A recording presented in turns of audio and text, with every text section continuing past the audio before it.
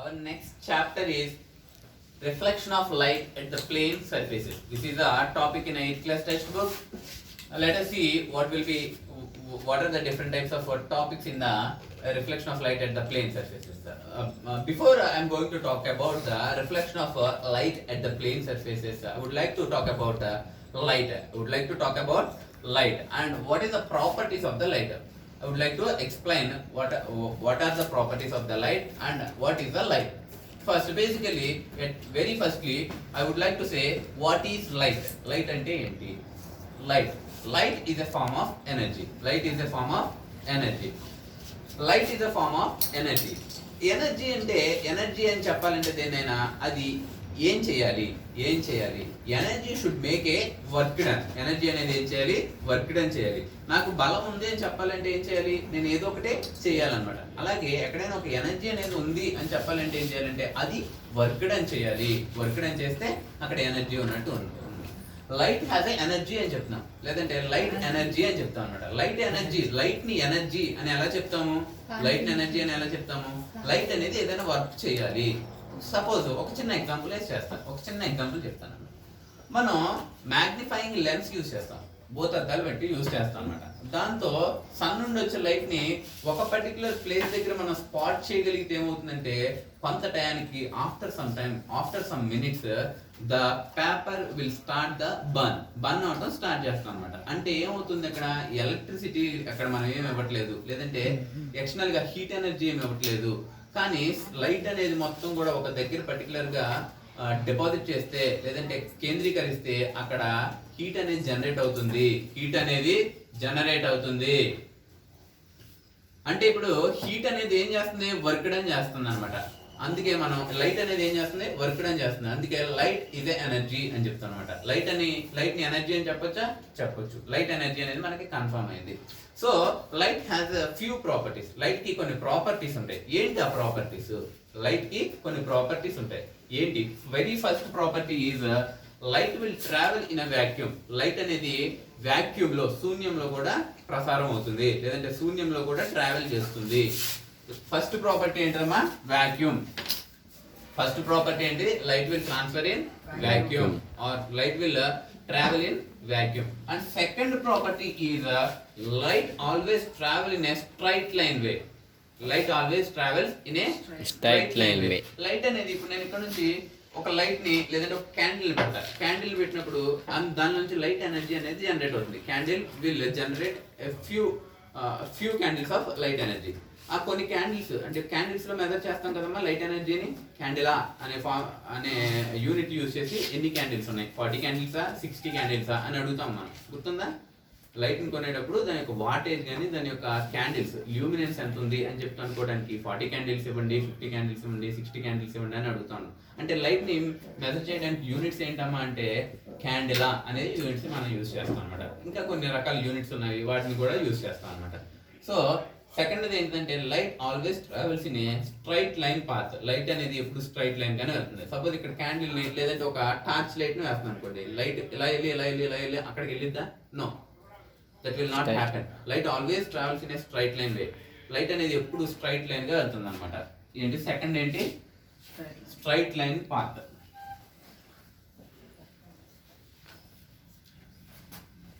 Straight line path. Light always travels in a straight line. ఇంకేదైనా properties ఉన్నాయా? ఒకసారి ఇంకొక ప్రాపర్టీ చెప్తాను.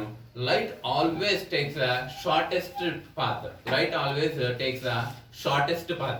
ఒకసారి చూడండి, మనకి డిస్టెన్స్ కి డిస్ప్లేస్మెంట్ కి డిఫరెన్స్ మనకి క్లియర్ గా తెలుసు కదా. అంటే ఉన్న అన్ని డిస్టెన్స్ లో కూడా షార్టెస్ట్ డిస్టెన్స్ ఏదైతే ఉంటుందో, లేదంటే స్ట్రైట్ లైన్ డిస్టెన్స్ ఏదైతే ఉంటుందో దాన్ని డిస్ప్లేస్మెంట్ అంటామని అని తెలుసు కదా. లైట్ కూడా ఎలాగా షార్టెస్ట్ పాత్ ని తీసుకుంటుంది కదా, లేదంటే స్ట్రైట్ లైన్ లో వెళ్తుందంటే అది షార్టెస్ట్ పాతే కదా. అంటే light always chooses the shortest distance path, లేదంటే light always chooses the shortest path. ఓకేనా? Shortest path.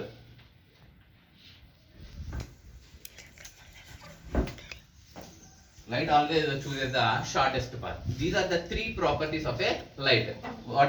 These are the three properties of a light. What are those? Light always light can travel in a vacuum. Light travel చేయగలదు vacuum లో కూడా. Light always travels in a straight line path. And third one is light always chooses the shortest distance path. And our next topic is the construction and working principle behind the pinhole camera. The construction and working principle behind the pinhole camera. Before I would like to talk about pinhole camera, I would like to talk about the basic principle of a light. If I want to see an object which is placed at the long distance లో ఏదైనా ఒక object ని place చేశాను, లేదంటే ఆ చివరన ఎక్కడో చెట్టు ఉంది, దాన్ని చూడాలి అనుకోండి, నేను ఎలా చూస్తాను, ఇలా కళ్ళు తెరిచి బాగా చూస్తాను అనమాట. ఒకవేళ అలా కాదు, ఇక్కడ నా దగ్గరగా బాగా క్లోజ్ గా ఏదైనా ఒక ఆబ్జెక్ట్ ఉంది అనుకోండి, అప్పుడు నేను ఎలా చూస్తాను, కొంచెం నా ఐస్ ని చిన్నగా చేసి చూస్తాను, అవునా కదా? ఓకేనా? అలాగే పిన్ హోల్ కెమెరా కూడా అలాంటి వర్కింగ్ ప్రిన్సిపల్ ని బేస్ చేసుకొని ఉంటుంది అనమాట. ఎలా అంటే ఇక్కడ ఒక ట్రీ ఉందనుకోండి,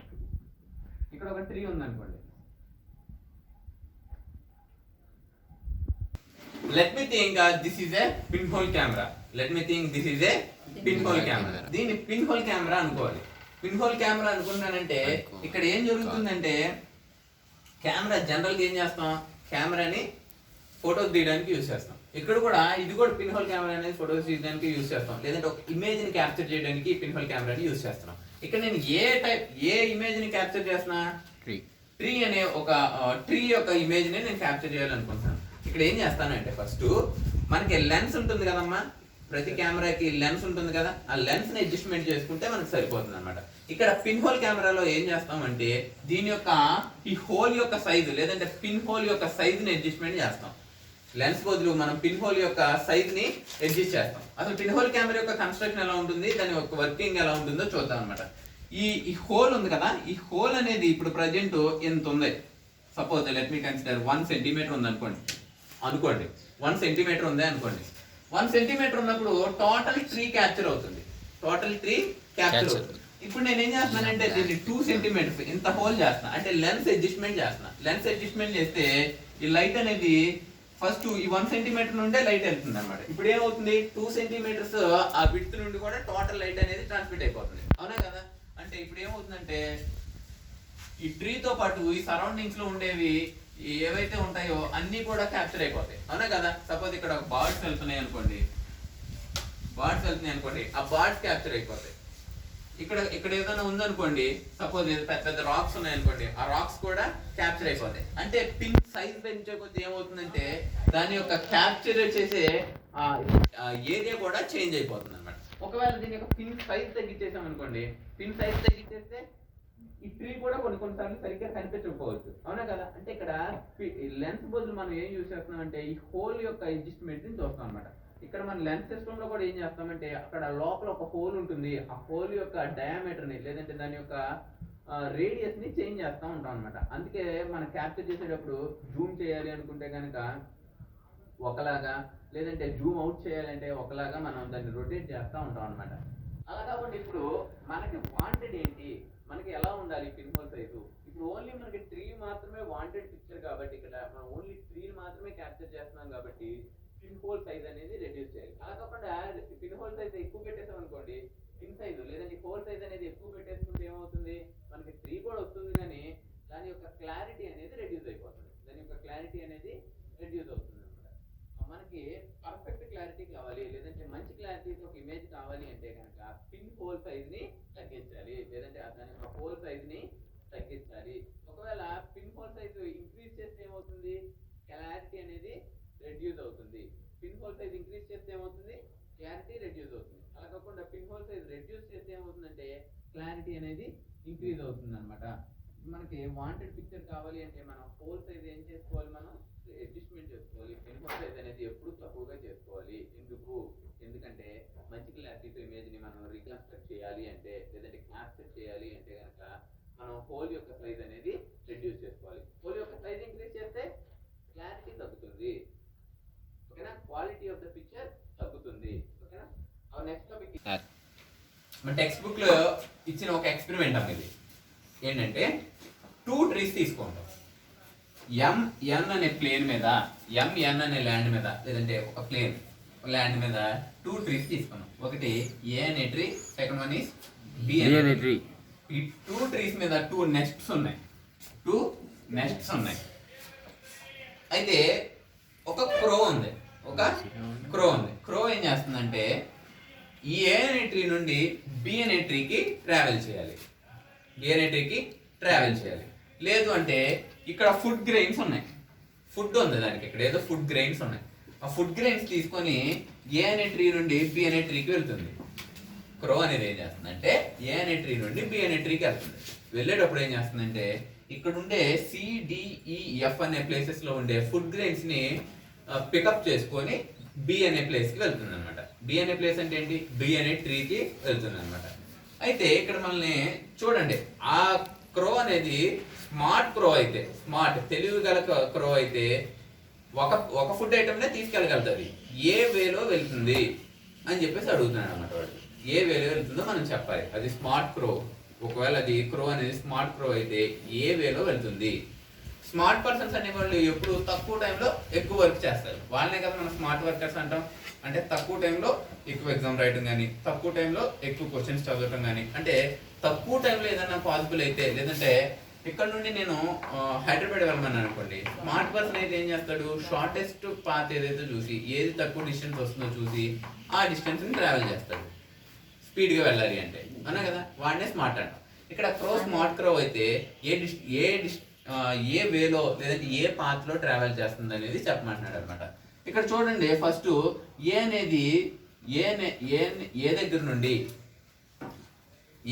నుండి క్రో అనేది సి దగ్గర ఉన్న ఫుడ్ గ్రెయిన్ తీసుకొని పి దగ్గరికి వెళ్ళింది. అదొక పాత్. తర్వాత ఏ నుండి డి దగ్గర ఉండే ఫుడ్ గ్రెయిన్ తీసుకొని బి దగ్గరికి వెళ్ళింది. అదొక పాత్. చూడండి, ఏ సి బి. ఏ నుండి సి దగ్గరికి వచ్చి మళ్ళీ బి దగ్గరికి వెళ్ళింది. అదొక పాత్. సెకండ్ టైం ఏమవుతుంది? ఏ దగ్గర నుండి డి దగ్గరికి వచ్చి బి దగ్గరికి వెళ్తుంది. అది సెకండ్ పాత్. థర్డ్ పాత్ లో ఏమవుతుంది? ఏ ఈ బి. ఫోర్త్ పాత్ ఏమవుతుంది? ఏ జి ఎఫ్ బి. ఏ నుండి ఎఫ్ దగ్గరికి వచ్చి ఎఫ్ నుండి బికి వెళ్తుంది అనమాట. ఈ 4 అనేది ఏంటిది? 4 ఆల్టర్నేటివ్ చాయిసెస్ అనమాట, లేదంటే 4 ఆల్టర్నేటివ్ పాత్స్ అనమాట. ఇప్పుడు స్మార్ట్ క్రో అయితే ఏ పాత్ లో ట్రావెల్ చేయాలి అని చెప్పేసి చెప్పాలి. మనం చూద్దాం. ఇవన్నిట్లో షార్టెస్ట్ పాత్ ఏదమ్మా? అన్నిట్లో షార్టెస్ట్ పాత్ ఏదనుకుంటున్నాం? ఏసీబియా, ఏడిబియా, ఏఈబియా, ఏఎఫ్బినా? మనం కరెక్ట్ గా చెప్పలేం. ఎందుకు చెప్పలేమంటే ఒకవేళ ఇక్కడ నుండి ఇక్కడికి 10 మీటర్స్ ఉంది అనుకోండి. ఇక్కడ నుండి ఇక్కడికి 10 మీటర్స్ ఉంది అనుకోండి. సపోజ్ ఇది ఇక్కడ నుంచి వచ్చి ఇక్కడికి 4 మీటర్స్ దగ్గరికి వచ్చింది. ఇక్కడ నుంచి ఇక్కడికి 4 మీటర్స్ ఉంది. ఇక్కడ నుండి ఇక్కడికి ఎంత ఉంది? 4 మీటర్స్. ఇంకా రిమైనింగ్ ఎంత ఉంటుంది? ఇక్కడ 6 మీటర్స్ ఉంటుంది. అలా కాకుండా ఇక్కడ నుండి ఇక్కడ తీసుకుంటే 5 మీటర్స్ ట్రావెల్ చేస్తుంది. ఇంకా రిమైనింగ్ ఎంత ఉంటుంది? 5 ఉంటుంది. ఇక్కడ నుండి ఇక్కడికి 6 మీటర్స్ ఉంది అనుకోండి, ఇంకెంత డిస్టెన్స్ ఉంటుంది? 4 ఉంటుంది. అంటే ప్రతిసారి చూసుకున్నప్పుడు కూడా మనకి 10 మీటర్స్ డిస్టెన్సే వస్తుంది. ఏ టు బి ఎంత వస్తుంది? మనకి 10 మీటర్స్ డిస్టెన్సే వస్తుంది. కానీ స్మార్ట్ క్రో అయితే ఒకవేళనే ట్రావెల్ చేయాలి. డిస్టెన్స్ ఈక్వల్ అయినా సరే, ఏలూరు టు హైదరాబాద్ 300 కిలోమీటర్స్ ఎప్పుడు ఈక్వల్ అయినా సరే, షార్టెస్ట్ డిస్టెన్స్ ఏదంటే ఏం చెప్తాము? చూడాలి. ఎలా చెప్తామో చూడు. సపోజ్ ఇదే ఇక్కడ ఉండే బి పాయింట్ ఏం చేస్తున్నానంటే, ఇటువైపుకి నేను రెసిప్రోకల్ చేసుకున్నాను. ఇటువైపు ఉంది అని చెప్పేసి అనుకుంటున్నాను. ఓకేనా? ఇటువైపుకి నేను టర్న్ చేస్తున్నాను. టర్న్ చేసినప్పుడు ఏమవుతుందంటే ఇది ఇలా వస్తుంది. ఇప్పుడు చూడండి, ఏసీబి అనే పాత్ ఏసీజీకి సమానమా? ఈ బి అనే పాయింట్ ఇక్కడ ఇలా తిరిగేస్తే ఇక్కడ జి అనే పాయింట్ గా పెడుతున్నాను నేను. అవునా? ఇక్కడ ఏ నుండి సికి, సి నుండి బికి వెళ్ళిన డిస్టెన్స్, ఏ నుండి సికి, సి నుండి జికి వెళ్ళిన డిస్టెన్స్ తో ఈక్వలా కదా? ACB is equals to ACG అనొచ్చా? ACB is equals to ACG అనొచ్చా? ఇక్కడ ADB is equals to ADG అనొచ్చా? AEB is equals to AEG అనొచ్చా? AFB is equals to AFG అనొచ్చా?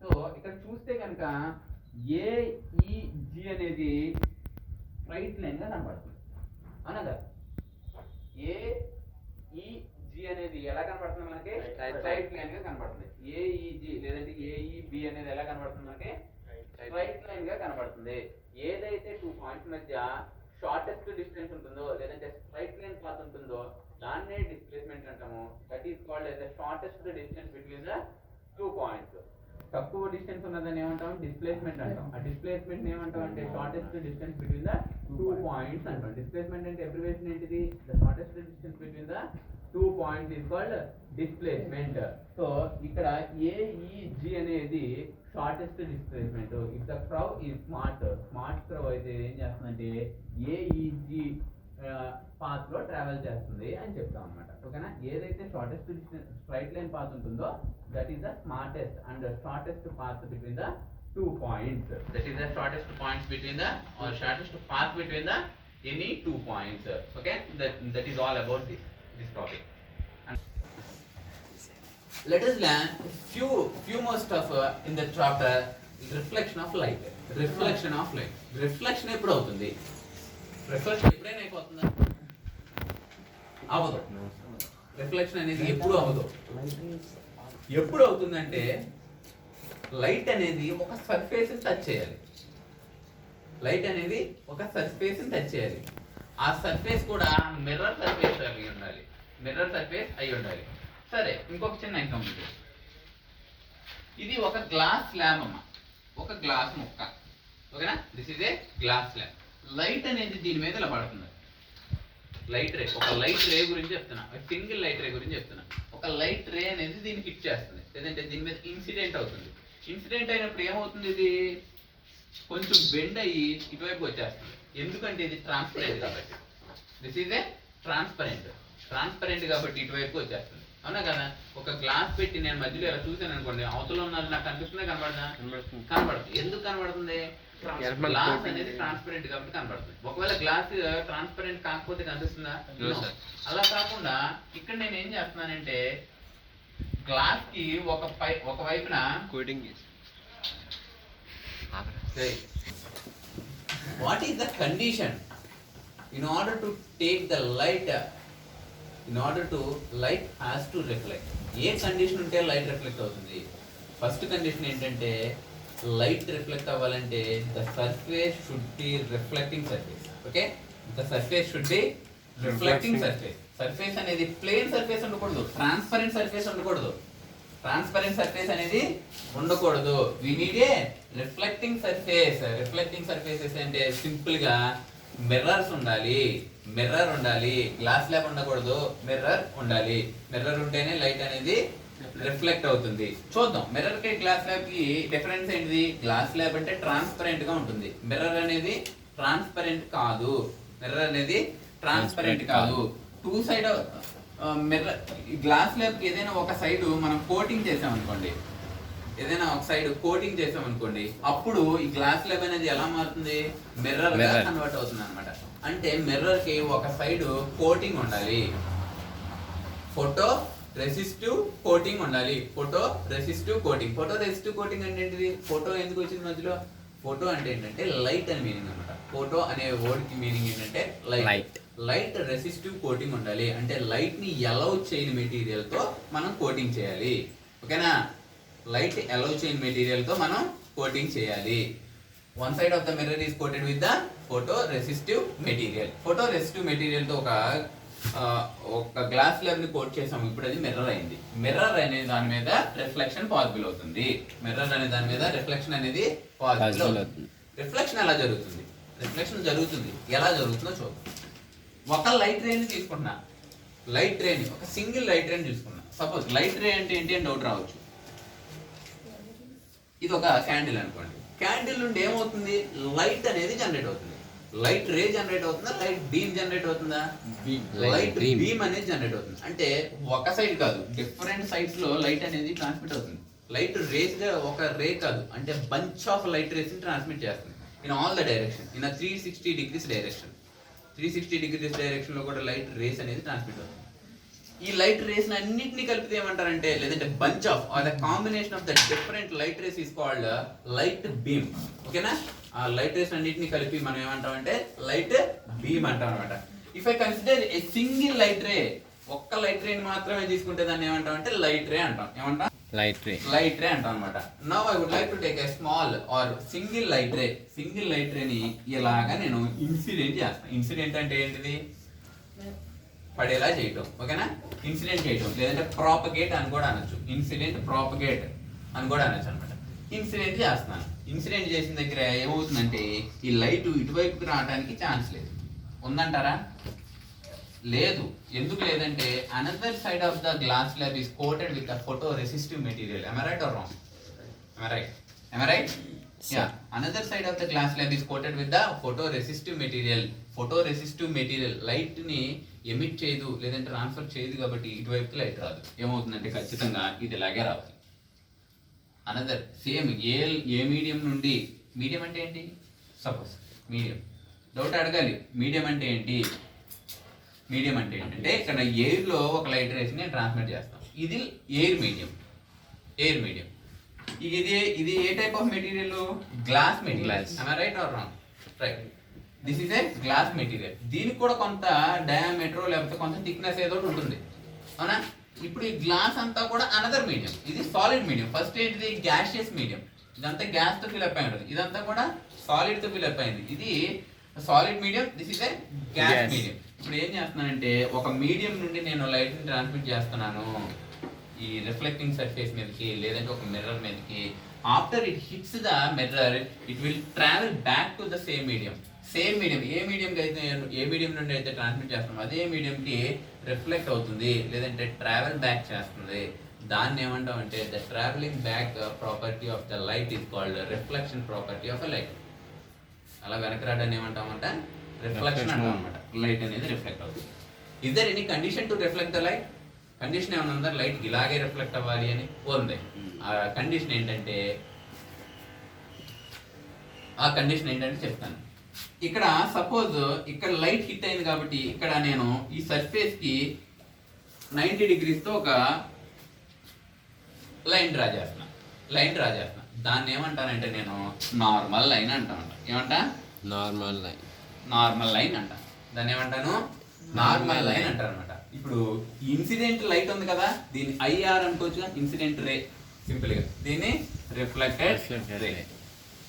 ఈ ఇన్సిడెంట్ రేకి ఈ నార్మల్ కి మధ్య ఉండే యాంగిల్, కొంత యాంగిల్ ఉంటుంది కదా, కొంత యాంగిల్ తో ట్రాన్స్మిట్ చేశాను కదా నేను. దాన్ని ఏమంటామంటే ఇన్సిడెంట్ యాంగిల్ అంటాం. ఓకే, యాంగిల్ ఆఫ్ ఇన్సిడెన్స్ అని అంటాం. ఇక్కడ రిఫ్లెక్ట్ అవుతుంది కాబట్టి ఇక్కడ కూడా కొంత యాంగిల్ తో రిఫ్లెక్ట్ అవుతుంది. అక్కడ ఉండే యాంగిల్ ఏమంటామంటే angle of reflection or the reflecting angle అంటాం. ఓకేనా? యాంగిల్ ఆఫ్ రిఫ్లెక్షన్ అంటాం. కండిషన్ ఒకటి ఉందన్నాను కదా, లైట్ ఇన్సిడెంట్ చేయడానికి లేదంటే లైట్ రిఫ్లెక్ట్ అవ్వడానికి ఒక కండిషన్ ఉంది అంటున్నా. ఆ కండిషన్ ఏంటంటే angle of incidence is equals to angle of reflection. Incident angle should be equal to the reflected angle. Incident angle should be equal to the reflection angle. That is the formula behind the reflection of a light. Light reflect అవ్వాలంటే ఈ formula ఖచ్చితంగా satisfy చేయాలి, లేదంటే ఈ condition ఖచ్చితంగా satisfy చేయాలి. దీన్ని ఏమంటారు? ఈ ఫార్ములా ఏమంటారు, లేదంటే ఈ కండిషన్ ఏమంటారు? ప్రిన్సిపల్ ఆఫ్ రిఫ్లెక్షన్ అంటారు. ఏమంటా? Principle of reflection. What we call that? Principle of reflection. Incident angle, reflection angle. ఈ యాంగిల్ ఉంటుందా? ఇంకేమైనా యాంగిల్స్ ఉంటాయా? ఉంటాయి. ఇంకో యాంగిల్ ఉంటుంది. ఆ యాంగిల్ ఏంటంటే గ్లాన్సింగ్ యాంగిల్ అంటారు. ఏమంటా? గ్లాన్సింగ్ యాంగిల్ అంటాం అనమాట. గ్లాన్సింగ్ యాంగిల్ అంటే ఎక్కడ ఉంటుంది? గ్లాన్సింగ్ యాంగిల్ అంటే ఎక్కడ ఉంటుంది? Let us see in our next topic. Okay, thank you. By this topic, we are ended this class and we will meet you tomorrow.